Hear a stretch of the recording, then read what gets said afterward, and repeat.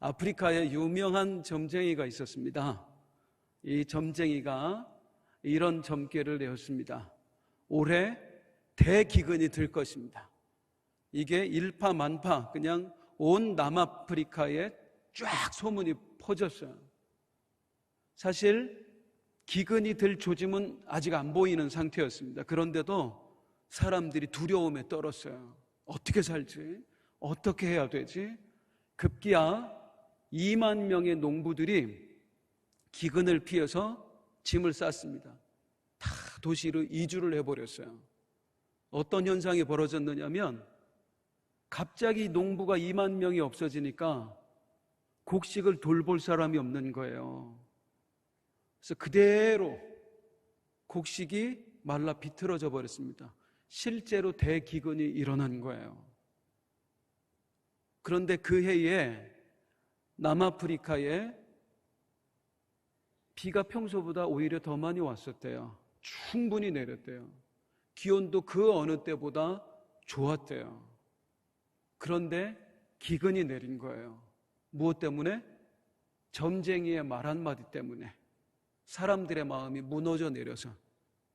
마음이 무너져 내리면 삶도 함께 무너져 내립니다. 마음을 지켜야 됩니다. 그런데 마음을 지켜내기가 너무 힘들어요. 오늘날의 점쟁이들 때문에요. 소위 전문가라고 말하는 사람들이 각종 방송 매체에서 하는 이야기들 더 어려워질 겁니다. 곧 우리나라 경제가 아예 망하게 될 겁니다.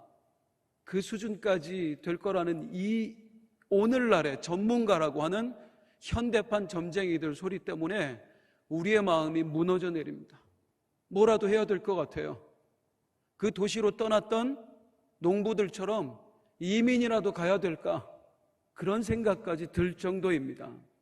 사랑하는 성도님들, 이럴 때일수록 우리 그리스도인들은 더 마음을 지켜내야 할 줄로 믿습니다.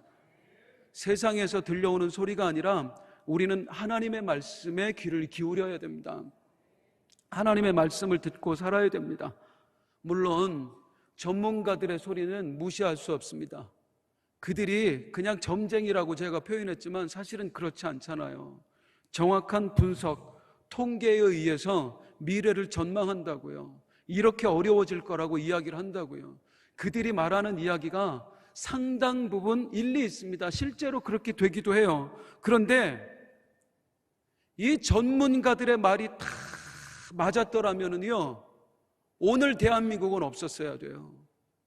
수십 년 동안의 그 외세의 침략과 치세, 그리고 전쟁으로 폐허가 되었던 이 나라, 그 당시 1950년대에 우리 대한민국은 세계에서 가장 가난한 나라였습니다. 그 어디에도 희망이라고는 단 눈꽃만큼도 보이지 않는 그런 나라였습니다. 그런데 오늘날 우리 대한민국은 세계 경제 10강을 논하는 대국이 되었습니다. 만약에 전문가들이 했던 말에만 얽매여 있었더라면 우리는 여전히 어둠 속에 갇혀 있었을 거예요. 이 나라가 어떻게 지금의 모습을 갖출 수 있었습니까? 어떤 유능한 대통령이 있었다, 유능한 박사들이 있었다, 그럴 수 있습니다. 그런데 어느 한 사람, 어느 대단한 사람의 힘으로 우리가 여기까지 올 수 없었어요. 이건 하나님이 하신 일이에요. 세상 사람들이 어리석다고 얘기할지라도 우리는 그렇게 믿어요. 하나님이 하신 일입니다. 하나님이 아니고는 설명이 될 수가 없거든요. 기도하는 사람들이 있었기 때문에, 순교자의 피가 뿌려진 땅이기 때문에 하나님께서 우리에게 선교의 비전을 보시고 이 나라에 복을 주신 거예요. 하나님의 말씀에 귀를 기울이지 않았더라면, 하나님의 말씀을 믿고 기도하지 않았더라면, 그 하나님의 말씀을 믿고 우리가 소망을 품지 않았더라면 우리는 여전히 세계 최빈국을 벗어나지 못했을 것입니다. 다시 한번 말씀드립니다. 방송 매체에서 세상의 전문가들이 어떠한 소리를 들려준다고 할지라도 그 소리가 아니라 하나님 말씀에 귀를 기울이시기 바랍니다. 풀은 마르고 꽃은 시들어도 하나님의 말씀은 마르지 않습니다. 하나님의 말씀은 시들지 않습니다. 하나님 말씀만이 진리인 거예요. 우리는 이 말씀 붙들고 살아야 될 줄로 믿습니다. 그 하나님의 말씀을 소개해 드릴게요. 하나님께서 오늘이라고 하는 현실 속에서 불안에 떠는 우리들에게 주시는 말씀이에요. 예레미야 33장 2절에서 3절 말씀, 우리 큰 소리로 함께 읽겠습니다. 시작. 이를 행하시는 여호와, 그것을 만들며 성취하시는 여호와, 그의 이름을 여호와라 하는 이가 이와 같이 이르시도다. 너는 내게 부르짖으라. 내가 내게 응답하겠고 내가 알지 못하는 크고 은밀한 일을 내게 보이리라. 아멘. 성경에 나오는 말씀 중에 가장 많이 인용되는 말씀 중에 하나입니다. 그리고 우리 성도님들이 가장 좋아하시는 말씀들 중에 또 하나입니다. 특히 어떤 분들에게, 어려움 중에 있는 분들에게, 고난 중에 있는 분들에게, 눈물로 간구하는 기도 제목이 있는 성도님들에게 이 말씀이요, 너는 내게 부르짖으라. 내가 너에게 응답하겠고 크고 은밀한 일을 내게 보이리라. 이를 행하시는 여호와, 그것을 만들며 성취하시는 여호와. 이 말씀이 힘든 터널을, 고난의 터널을 지나고 있는 성도님들에게 위로가 돼요. 소망이 돼요. 오늘 이 말씀을 이 시대의 모든 전문가들이 절망을 말하고 있는 이때에 오늘 들려진 이 말씀, 예레미야 33장 2절에서 3절 말씀을 우리 마음판에 새기는 귀한 은혜가 있기를 주님의 이름으로 축원드립니다. 이 마음 주여 내 마음에 새겨지게 하여 주시옵소서. 그럼 이제 말씀을 구체적으로 한번 들여다볼 텐데, 이 말씀이 어떤 사람에게, 어떤 상황에 처한 사람에게 주어진 말씀인가? 1절 말씀을 한번 보겠습니다. 이 사람에게 주어졌습니다. 시작. 예레미야가 아직 시위대 뜰에 갇혔을 때에 이를 행하시는 여호와, 그 일을 지어 성취하시는 여호와, 너는 내게 부르짖으라. 내가 내게 응답하겠고 내가 알지 못하는 크고 은밀한 일을 내게 보이리라. 이 말씀이 누구에게 주어졌다고요? 하나님이 누구에게? 예레미야에게. 예레미야가 어떤 상황에 있을 때에? 왕궁에 있는 시위대 뜰에 갇혀 있을 때에, 즉 예레미야 감옥에 갇혀 있을 때에 하나님이 이 말씀을 주신 거예요. 가장 절망의 상황일 때 하나님께서 이 일을 행하시는 여호와, 그 일을 지어 성취하시는 여호와, 이 말씀을 들려주셨다, 그 말입니다. 예레미야가 왜 시위대 뜰에 갇혔지요? 하나님의 말씀을 전하다가 그렇게 되었습니다. 예레미야가 외쳤어요. 우리 유다는 곧 망하게 될 것입니다. 우리는 하루빨리 바벨론에 항복해야 됩니다. 그게 우리가 살 길입니다. 이게 하나님의 원하십니다 라고 선포했어요. 그래서 모든 유다의 사람들이 이 예레미야를 거짓 선지자라고 했어요. 매국노라고까지 얘기했어요. 그러다가 결국에는 시위대 뜰에 감옥에 갇히는 신세가 된 것입니다. 사실 예레미야는 이런 내용으로 전하고 싶지 않았습니다. 아니, 세상에 어떤 선지자가 자기 동포들에게 우리는 망할 것입니다, 빨리 항복해야 됩니다, 이런 말씀을 전하고 싶겠어요? 그런데 예레미야는 전할 수밖에 없었어요. 왜? 하나님이 그렇게 전하라고 하셨거든요. 참 선지자는, 참 설교자는 사람들이 원하는 말씀이 아니라 하나님이 전하게 하시는 말씀을 전해야 참 선지자인 줄로 믿습니다. 그래야 참 설교자인 줄로 믿습니다. 그렇게 기도해 주시기를 바라요. 하나님, 우리 안산 빛나교회의 강단에서는 사람이 원하는 말씀이 아니라 하나님이 들려주시는 말씀만 들려지게 하여 주옵소서. 동시에 또한 구해야 될 것은 무엇이냐면 말씀을 듣는 자신을 위해서도 기도해야 됩니다. 이 강단에서도 하나님이 주시는 말씀이 들려야 되겠지만, 하나님, 나도 내가 듣고 싶은 말씀을 듣는 것이 아니라 하나님이 들려주시는 말씀을 듣게 하여 주시옵소서. 하나님이 들려주시는 말씀을 사모하게 하여 주시옵소서. 그럴 때의 말씀의 역사가 일어날 줄로 믿습니다.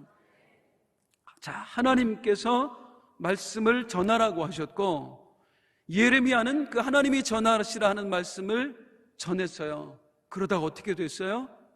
감옥에 갇혔어요. 여기서 알 수 있는 중요한 사실이 있습니다.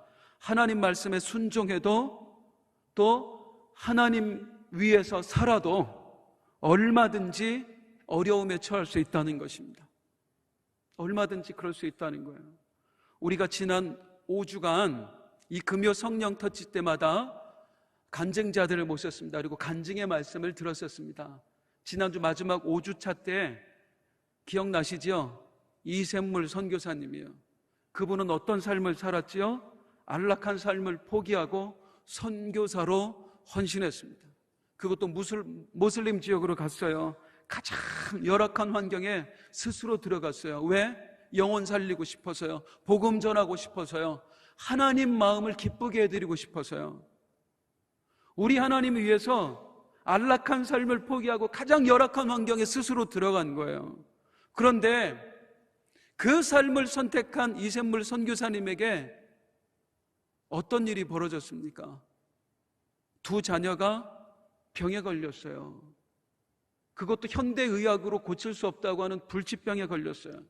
한 아이는 먼저 하나님 품으로 갔습니다. 그리고 남은 한 아이는 18살이 되도록 그냥 병상에 누워 있어요. 말도 못하고요. 움직이는 것도 하지 못하고요.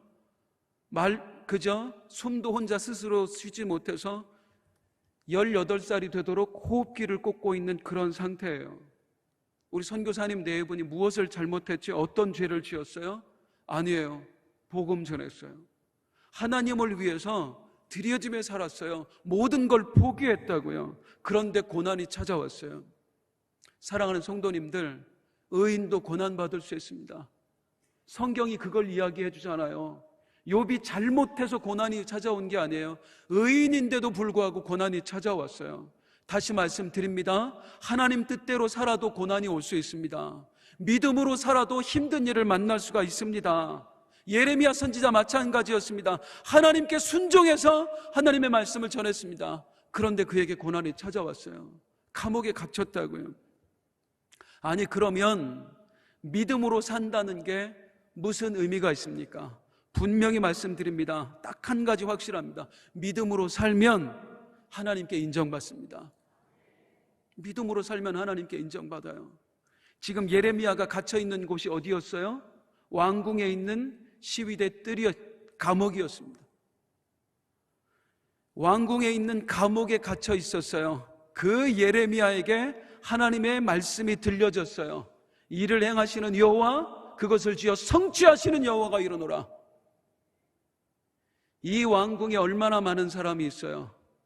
이 왕궁에는 유다를 다스리는 지존 왕이 있었습니다. 그리고 왕 위에 이 온 세상 유다를 또한 왕과 함께 통치하는 권세자들이 함께 있었어요. 이 예레미야를 감옥에 가둔 장군들이 있었어요. 병사들이 있었어요. 그런데 그 누구에게도 하나님의 음성이 들리지 않았어요. 오직 누구에게? 감옥에 갇혀있는 예레미야에게요. 하나님의 말씀에 순종한 예레미야에게요. 오늘 하나님은 누구를 주목하시느냐면 더 잘나가는 사람이 아닙니다. 세상에서 출세한 사람이 아닙니다. 이름 높은 사람이 아니에요. 하나님 뜻대로 사는 사람이에요. 하나님 뜻에 순종하여서 믿음으로 사는 사람이에요. 그런 사람들에게 하나님 함께 하시는 줄로 믿습니다. 그런 사람들에게 하나님의 음성이 들려주시는 줄로 믿습니다. 예레미야가 그랬다는 것입니다. 하나님은 왕이라고 인정해 준 것이 아니고 권세자라고 인정하신 게 아니에요. 하나님 뜻대로 살았던 예레미야, 그 사람을 인정해 줬어요. 세상은 매국노라고 합니다. 세상은 거짓 선지자라고 얘기합니다. 그런데 하나님은 인정해 주셨다고요. 다시 말씀드려요. 하나님 뜻대로 살아도 고난이 올 수 있어요. 하나님 뜻대로 살아도 병에 걸릴 수 있고요. 하나님께 헌신하며 살아도 사업장이 부도가 맞을 수 있어요. 그럼 하나님 뜻대로 산다는 게 무슨 의미가 있습니까? 하나님께서 인정해 주십니다. 하나님께서 인정해 주세요. 하나님께서 이제 예레미야에게 말씀해 주시는 거예요. 예레미야야, 나에게는 이 백성을 향한 계획이 있다. 지금 저들은 네가 예언을 한 대로 이제 곧 망하게 될 것이다. 포로로 끌려가게 될 것이다. 수많은 백성들이 죽게 될 것이다. 하지만 이 백성들은 반드시 이 땅으로 돌아오게 될 것이다. 나는 저들의 하나님이 될 것이고 저들은 다시 나의 백성이 될 것이다. 내가 저들에게 재앙을 내린 것 이상으로 저들에게 복을 줄 것이다. 이 소망의 말씀이 그 누구에게도 안 들렸어요. 오직 예레미야에게 들려졌어요. 주님의 이름으로 우리 성도님들 모두를 축복합니다. 예레미야에게 들려졌던 소망의 말씀이 우리 귀에도 들려지기를 원합니다. 우리 심령에도 들려지기를 원합니다. 말씀 들을 때에 하늘의 음성이 들려지게 하여 주옵소서. 기도할 때에 하나님의 음성이 들려지게 하여 주시옵소서. 자, 어땠을까요? 이 소망의 음성이 하나님으로부터 들려졌을 때, 누구에게도 들려주지 않은 하나님의 음성이 나에게만 들려졌을 때 예레미야가 어떻게 반응했을까요? 감사했습니다. 소망을 가졌습니다. 주님 믿습니다. 감사합니다. 드디어 하나님이 일하시겠구나 했는데, 하나님의 음성 앞에서 믿음만 갖지 않았어요. 소망만 갖지 않았어요. 동시에 품어지는 마음이 있는데요, 그게 바로 이것입니다. 예레미야 32장 15절입니다. 파란 글씨만 읽어볼게요. 시작. 슬프도소이다 주 여호와여. 슬프도소이다 주 여호와여. 하나님의 음성이 들려졌어요. 믿어졌어요. 소망이 생겼어요. 아, 하나님이 일하시겠구나. 하나님이 역사하시겠구나. 하나님 우리를 회복케 하시겠구나. 우리가 받은 재앙보다 더 큰 복을 하나님이 우리에게 허락하시는구나. 믿어졌어요. 소망이 생겼어요. 그런데 있잖아요, 슬픔도 함께 있어요. 슬픔도. 하나님은 약속하셨지만 현실은 그렇지 않거든요. 하나님은 이 백성을 돌아오게 할 것이다 라고 얘기했지만 현실적으로 내 눈에 보여지는 것은 백성들이 죽어가는 모습이었습니다. 포로로 끌려가는 모습이었습니다. 눈으로 바라볼 때는 너무나 슬픈 거예요. 마음이 힘든 거예요. 자, 한쪽으로는 뭐가 있어요? 믿음이 있습니다. 소망이 있습니다. 주님이 함께 하셔. 주님이 역사하실 거야. 그런데 다른 한쪽에서는 너무 마음이 아파요. 견디기가 힘든 거예요. 사실은 이 예레미야의 모습이 우리의 모습인 것 같습니다. 우리도 하나님 말씀 믿어요. 주님께서 내 삶에 역사하시는 걸 우리는 믿습니다. 그러니까 나온 것 아닙니까? 언젠가 반드시 하나님이 더 좋게 하실 거라고 우리는 확신해요. 믿어요. 소망해요. 그런데 또한 힘들어요. 답답해요. 육신을 가진 사람이라면 누구나 그렇다고요. 믿음만 있는 게 아니라 불안함도 함께 있고, 소망만 있는 게 아니라 걱정도 함께 있고, 하나님 감사해요 하기도 하지만 때로는 하나님을 향한 의심도 들고 원망도 생기고, 이게 우리의 연약함입니다. 이제 이 예레미야를 말씀을 받고서도 하나님이 함께 하신다, 역사하신다, 일을 행하신다, 성취하신다, 그 말씀을 받고도 여전히 마음 한켠에 슬픔을 갖고 있는 예레미야, 두려워하는 예레미야, 이 예레미야를 하나님이 어떻게 바꿔가시는가, 오늘 이제 그 장면을 한번 보도록 하겠습니다. 하나님, 오늘 말씀과 함께 내 안에 남아있는 의심의 찌꺼기가 완전히 사라지게 하여 주시옵소서. 근심도 사라지게 하여 주시옵소서. 자, 예레미야 두 마음이 충돌하고 있습니다. 믿음과 근심이, 소망과 걱정이 충돌하고 있습니다. 이 예레미야에게 주신 말씀이 바로 오늘 말씀이다 그 말이에요.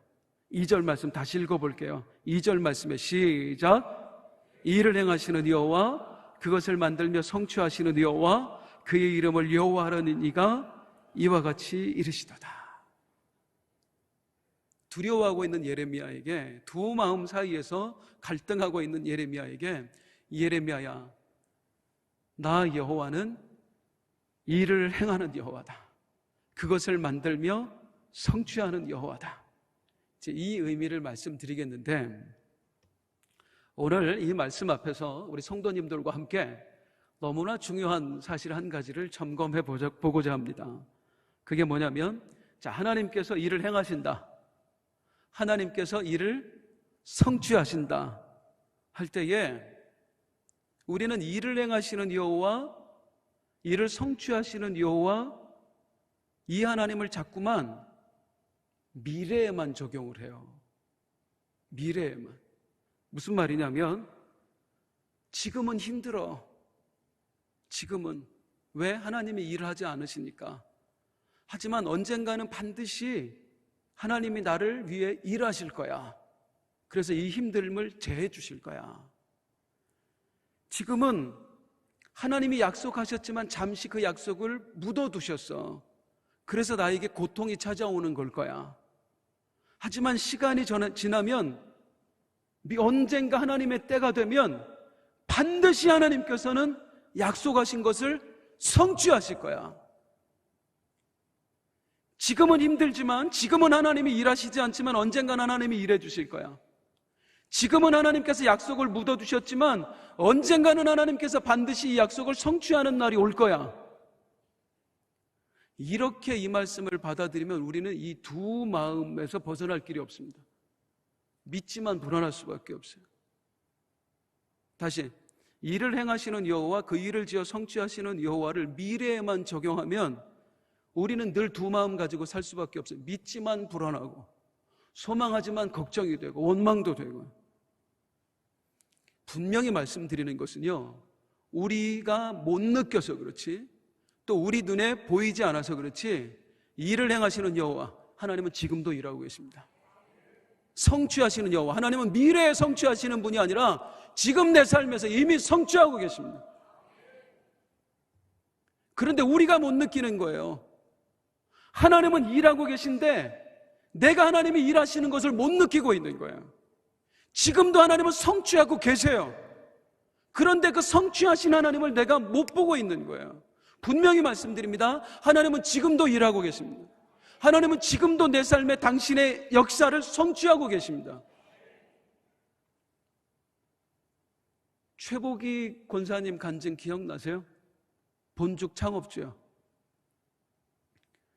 수입용품 사업할 때에 참 잘 나갔대요. 수백 개의 지점을 전국에 가지고 있었대요. 참 큰 회사잖아요. 그런데 하루아침에 부도가 났습니다. 완전히 거리에 나앉게 돼버렸어요. 그래서 뭐 했다고 그래요? 길거리에서 호떡 구우며 살았대요. 그걸로도 생활이 안 되니까, 피 갚아야 되니까 남편은 호떡을 굽고 아내는 요리학원에 가서 그분 표현으로 시다 노릇하면서 일을 했다고요. 그때의 몸의 밸런스가 무너져서 키가 굉장히 작으시더라고요. 그 작은 키에 몸에 완전히 밸런스가 깨져버려서 몸무게가 90kg가 넘었다고요. 아니, 뭐 우리 중에서도 호떡 굽는 사람도 있고 우리 중에서도 힘든 일 하는 사람이 있습니다. 그렇죠. 그런데 가졌다가 잃어버린 사람의 그 상실감은 이루 말할 수가 없습니다. 이루 말할 수가 없어요. 그래서 결국에 최복희 권사님 어떻게 됐다 그래요? 정신 이상으로 폐쇄병동에 입원까지 했더라고요. 그 이야기를 하세요. 그런데 그때에 들었던 생각, 그 병동에서 왜 하나님께서 나에게 이런 시련을 허락하시나? 왜 하나님은 나를 돕지 않으시나? 하나님은 정녕 나를 버리신 것인가? 그렇게 살아가던 중에 기적이 일어났죠. 권사님 표현에 의해요. 저한테 말씀하시는데 그냥 힘든 사람들하고 같이 뭐 죽 끓여주고 죽 먹고 우리도 그렇게 하고 살자. 밥 먹기가 너무 힘들어서. 그래서 죽집 차렸는데 그게 대박이 났다고. 그래서 굴지의 기업이 되었노라고 이야기를 했대요. 그런데 이 본죽이라는 회사를 차려서 운영해 나가는 가운데에 비로소 닫혔던 눈이 열려지는 거예요. 그동안 못 봤던 것이 보여지는 거예요. 어떻게 해요? 지나온 과정들이 그냥 지나왔던 게 아니구나, 힘들었던 게 아니구나. 그때 호떡 장사를 통해서 배워왔던 것, 쌓아왔던 노하우, 음식을 만드는 비결들이 이 죽을 만드는데 너무 귀하게 쓰임받고 있다는 거예요. 나는 잘 나가던 회사 사모님에서 요리학원 시다 노릇하면서 정말 비참했었는데 그때 어깨너머로 배웠던 레시피 만드는 법, 이것이 본죽이라는 회사를 운영해 나가는 데 있어서 정말 중요한 자산이 되었다는 거예요. 그때 깨달은 게 뭐죠? 그것도 하나님의 일하심이었구나. 이미 그때 하나님께서는 당신의 계획을 성취하고 계셨구나. 내가 느끼기에는 잘 나가던 회사 사장님, 사모님이었다가 하루아침에 호떡 장사가 된 것을 버림받은 것으로 생각을 했어요. 이 요리학원 시다 노릇한 것을 하나님의 징계라고만 생각을 했어요. 그런데 나중에 하나님의 역사 가운데 눈을 들어보니까, 다시 내 지나온 삶을 돌아보니까 그것이 하나님의 일하심이었고 그 모든 과정이 하나님의 성취하심이었다는 것입니다. 이렇다는 거예요. 일을 행하시는 여호와, 그 일을 지어 성취하시는 여호와. 많은 그리스도인들이 이 하나님의 역사를 미래에만 적용합니다. 오늘 나는 힘들어. 왜? 하나님이 일하시지 않으니까. 오늘 나는 너무 고통스러워. 하지만 하나님이 지금은 약속을 지키지 않으시지만 언젠가는 지켜주실 거야. 성취하실 거야. 그게 아니라 우리가 하나님을 믿는 순간 하나님의 말씀을 붙들고 살아가는 그 모든 과정이 하나님의 일하심 속에 있고 하나님의 성취하심 가운데 들어있다는 것입니다. 이스라엘 백성들의 삶도 마찬가지였어요. 지금 하나님의 말씀은 믿지만 마음 한켠에 슬픈 이유, 너무나 걱정되고 하나님이 또 한편에 원망스럽기까지 한 이유가 뭐예요? 예레미야가 내 백성들이 너무 고통스러운 거거든요. 전쟁에 죽어가는 사람들, 포로로 끌려가는 사람들, 그 가운데 예레미야는 일을 행하시는 여호와, 그것을 지어 성취하시는 여호와를 그냥 어떻게만 생각하느냐면, 지금은 이렇게 포로로 끌려가지만, 지금은 고통스럽지만 하나님께서 언젠가는 포로에서 돌아오게 하실 거야. 이것만 생각하고 있으면 이 절망에서 벗어날 길이 없다고요. 우리가 분명하게 하나님의 뜻을 알아야 되는데요, 사랑하는 성도님들, 하나님이 일을 행하신다 할 때에, 성취하신다 할 때 하나님의 일하심, 하나님의 성취는 포로 귀환이 아니에요. 포로 귀환이 아니라고요. 이스라엘 백성들을 지금 고통 중에 잡혀가는 사람들을 다시 돌아오게 할 거야. 이게 하나님의 성취라면 하나님은요 이미 안 보내면 돼요. 포로로 안 잡혀가게 하시면 돼요. 굳이 하나님이 포로로 잡혀가게 하셨다가 고통당하게 하셨다가 다시 돌아오게 하면서 지금까지는 내가 일하지 않았지만 이제는 일할게, 이러실 필요가 없는 거라고요. 예레미야는 그것을 보고 절망했지만 슬퍼했지만 하나님의 뜻은 그게 아니었습니다. 포로로 잡혀갔다 돌아오는 게 하나님의 성취가 아니고, 하나님의 진짜 성취는 뭐냐면 이들로 하여금 우상 숭배에서 돌이키게 하는 거예요. 이 죄에서 돌이켜서 다시 하나님 앞으로 돌아오게 하는 거예요.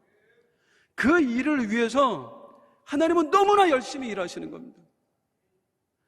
아무리 마음 문을 두드려도 열어주지 않으니까 전쟁을이라도 일으키시는 거예요. 잡혀가게 하시는 거예요. 그러니까 포로된 속에서 이스라엘 백성들이 그제서야 비로소 우리가 잘못했던 것 같다, 우리가 하나님만 바라봤어야 되는데, 이 하나님께 마음이 돌아오는 것, 이게 일을 행하시는 것이고 이게 진짜 하나님의 성취입니다. 그냥 몸만 포로됐다 돌아오는 게 성취가 아니라고요. 우리의 삶 역시 마찬가지입니다. 내가 지금은 가난하지만 언젠가 부자 될 거야. 부자 되는 게 하나님의 성취가 아니라고요. 내가 지금은 몸에 병이 들었지만 반드시 나중에는 건강하게 될 거야. 이 건강하게 되는 게 성취가 아니라고요. 우리가 알지 못하는 크고 은밀한 일이 하나님 앞에 분명히 있어요. 하나님은 나도 모르는 그 일을 지금 하고 계시는 거고 그 성취를 이뤄가고 계시는 것입니다. 본죽 그 이사장님께서 오늘 호떡을 굽는 그 중에 하나님의 역사를 보지 못했죠. 그리고 그냥 절망하고만 있었어요. 그 요리학원 시달을 하면서 하나님께 버림받은 줄만 알았어요. 그런데 아니었어요. 하나님은 본죽이라는 계획이 있으셨어요. 또 본죽을 통해서 이분들로 하여금 수많은 하나님의 사역을 감당할 계획이 있으셨어요. 그 가운데 있어졌던 호떡 장사였기 때문에 이게 하나님의 일하심인 거고, 그 하나님의 계획 속에 이루어졌던 그 요리학원 시다였기 때문에 그게 이미 하나님의 성취였던 것입니다. 우리의 삶을 그런 눈으로 바라보잔 말이에요. 지금 내가 얼마나 힘든가, 얼마나 절망스러운가. 하나님, 우리 사업장이 지금 부도 위기입니다. 하나님, 지금 내가 너무나 몸이 아파서 고통스럽습니다. 그것만 가지고 절망하면서 하나님은 왜 지금 일하시지 않지? 왜 하나님은 아직 도대체 언제 성취하시는 거야? 하고 절망하지 말고 믿음의 눈을 들어보잔 말이에요. 믿음의 눈을 들어보면 지금 하나님이 일하시는구나가 보여지고, 지금 내가 고통당하고 있지만 이게 바로 하나님의 성취구나 라는 게 보여지게 되는 것입니다. 그럼 이제 중요한 것으로 넘어가죠. 안 보이잖아요. 내 삶에. 하나님의 일하시지만, 하나님의 일하심이지만 하나님의 일하심으로 안 보여요. 하나님이 지금 성취하고 계시는 과정이지만 성취하심으로 안 보여요. 이럴 때 필요한 게 뭘까요? 어떻게 해야 우리의 감았던 영적인 눈이 떠질까요? 도대체 어떻게 해야 하나님의 일하시는 게 보여질까요? 하나님의 성취의 과정이 어떻게 해야 느껴질까요? 오늘 말씀이 그 해답을 주고 있어요. 일을 행하시는 여호와, 그 일을 지어 성취하시는 여호와가 너에게 이르노라 하신 다음에 하나님께서 그 말씀을 듣고도 눈을 열어보지 못하는 예레미야에게 이렇게 말씀하십니다. 예레미야 33장 3절입니다. 시작. 너는 내게 부르짖으라. 내가 내게 응답하겠고 내가 알지 못하는 그 은밀한 일을 내게 보이리라. 이 부분을 따라, 내가 알지 못하는 크고 은밀한 일을 내게 보이리라. 네가 지금은 못 보지만 내가 보여줄게.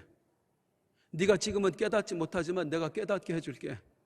아, 지금 하나님이 일을 멈추시는 게 아니구나. 하나님은 계속해서 일하시는 중이구나. 하나님은 나중에 포로된 자를 돌아오게 할 때 그게 성취가 아니라 이미 이 일이 하나님의 성취로구나 하는 것을, 그 은밀한 일을 너에게 보여줄게. 어떻게 해서? 기도해라. 기도해라. 기도하면 보인다. 기도하면 보인다. 기도하면 보입니다. 기도하면 깨달아집니다. 우리가 지난 5주간 간증의 말씀들을 들었습니다. 간증의 말씀을 듣고, 아, 그분이 그렇게 하셨구나. 그분에게 그런 역사가 있었구나. 우리가 말씀을 들을 때 감동도 받고 도전도 받고 또 눈물도 흘렸고요. 그래서요.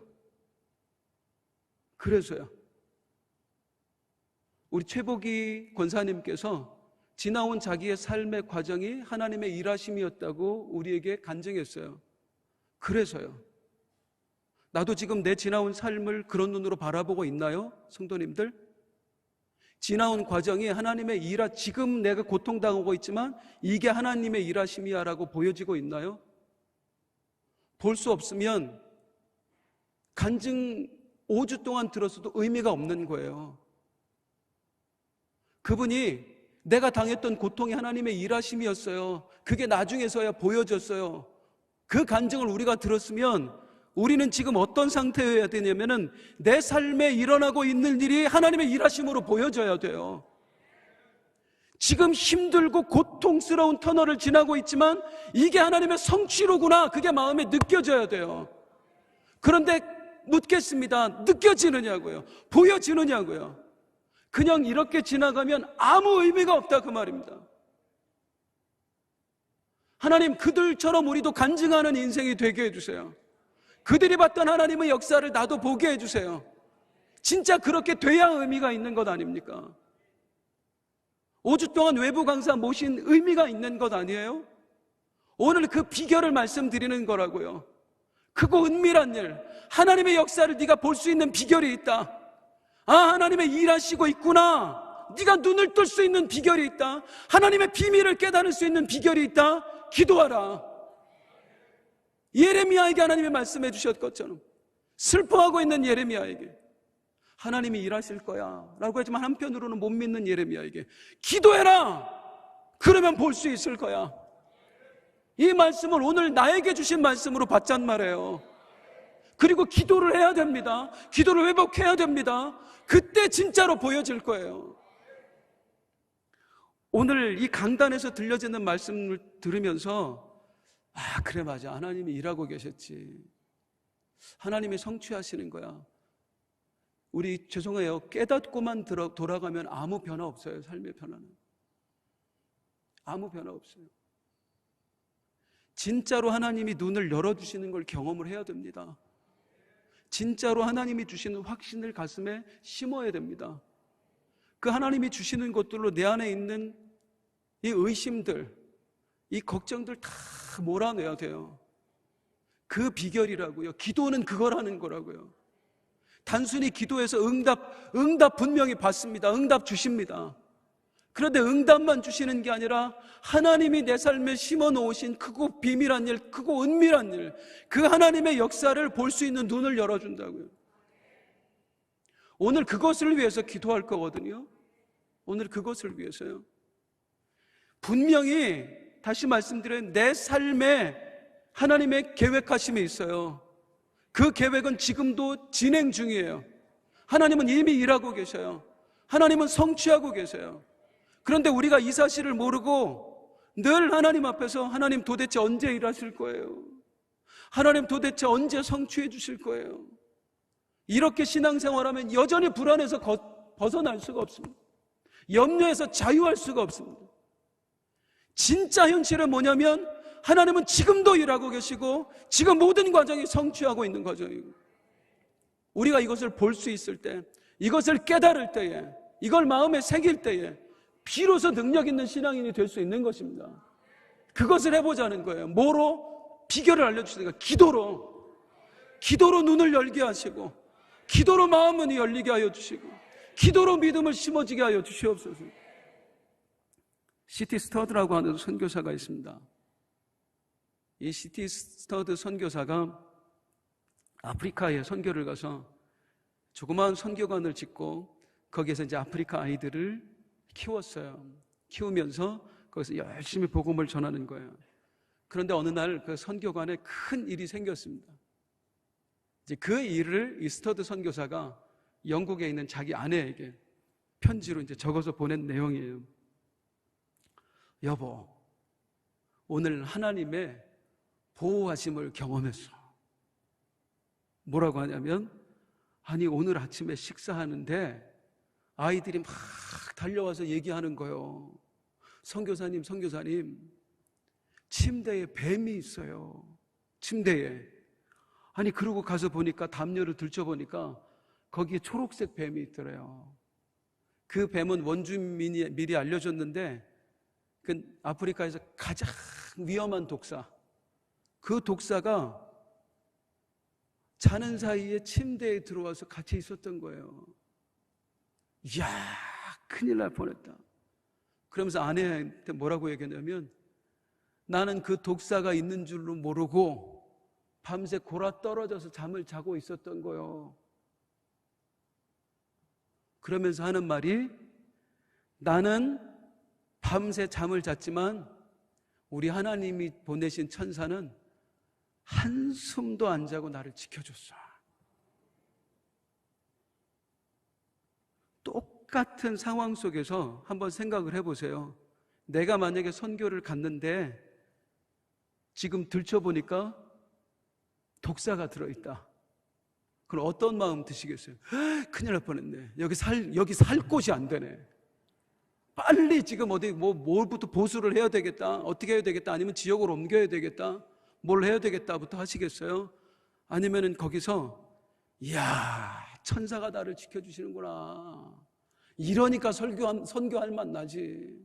주님이 나와 함께 하시지. 우리 성도님들께 여쭤볼게요. 우리 성도님들은 어느 부류세요? 1번이에요? 2번이에요? 이번에 간증 집회를 통해서 제가 가장 도전받은 것은 무엇이냐면 그분들이 가졌던 관점입니다. 하나님이 주신 가장 큰 축복은 삶에 일어나는 사건을 보는 관점이 달라지게 만들어버린 거더라고요. 고난이 고난으로 안 보이는 거예요. 고난이 하나님의 일하심으로 보이는 거예요. 고난 속에서 오히려 감사가 보이는 거예요. 이 스터드 선교사가 그렇다고요. 우리는 아유 큰일 났네. 우리는이 아닙니다. 제가 그렇습니다. 아이고 여기서 선교 더 이상 못하겠네. 위험하네. 아니 하나님은 왜 나를 이렇게 위험한 상황에서 처하게 했지? 할 수 있는 사람이거든요. 그런데 스터드 선교사는 거기서 위험한 내가 보이는 게 아니라 이야, 하나님이 나를 도와주고 계시는구나. 안심해도 되겠구나. 이런 관점이, 이런 영적인 관점이, 이 긍정적인 관점이 언제 생기냐면 기도할 때 생긴다고 말씀하고 있는 거예요. 오늘 너는 내게 부르짖으라. 그러면 크고 은밀한 일이 내게 보이리라. 똑같은 신앙생활을 하면서도 같은 환경 속에서 늘 감사하는 사람, 그리고 늘 불평하는 사람, 어떤 사람 돼야 됩니까? 선택의 여지가 없습니다. 그런데 그런 사람 된다는 게 쉽지 않잖아요. 믿음의 눈으로 보고 싶지만, 아까 예레미야처럼 자꾸 믿음의 눈으로 보고 싶지만 걱정도 되고 근심도 되고 원망도 나오고 한숨도 나오고, 이걸 하나로 모아서 오직 믿음으로만 보이게 할 수 있는 비결이 기도라고요. 기도라고요. 그래서 기도하라고 말씀하고 있어요.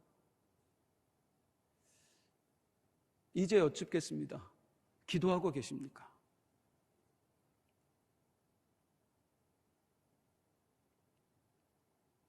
기도하고 계십니까?